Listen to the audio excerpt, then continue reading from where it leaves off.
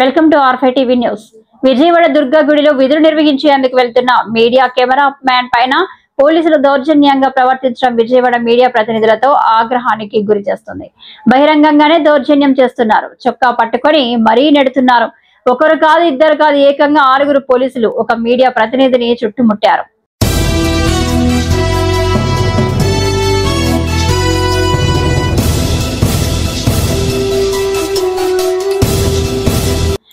ఇటు ఎందుకు వచ్చావంటూ గట్టిగా అరుస్తూ ఎంతో బరువైన కెమెరా బ్యాగును మోసుకొని వస్తున్న కెమెరా మ్యాన్ ను కింద పడబోయాడు. అంతలో మరో పోలీస్ పట్టుకున్నాడు.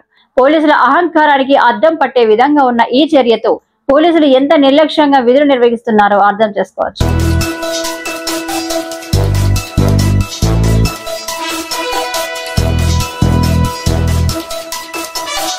విజయవాడలో మీడియా ప్రతినిధులు పరిస్థితే ఇలా ఉంటే సామాన్య భక్తుల పరిస్థితి ఎలా ఉందో అర్థం చేసుకోవచ్చు.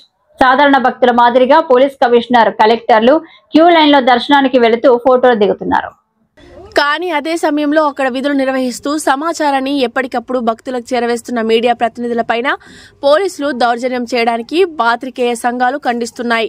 మీడియా ప్రతినిధులపైన దౌర్జన్యానికి పాల్పడిన ఈ పోలీసులపై ఏ చర్యలు తీసుకుంటారో చెప్పాలంటూ వారు ప్రశ్నిస్తున్నారు.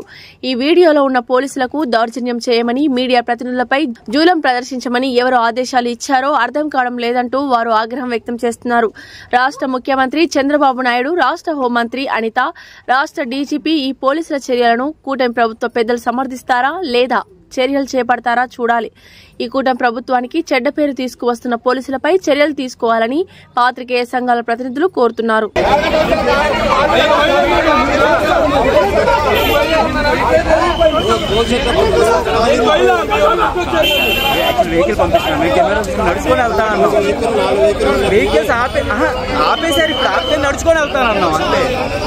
అదే తేజ ఉండు తేజ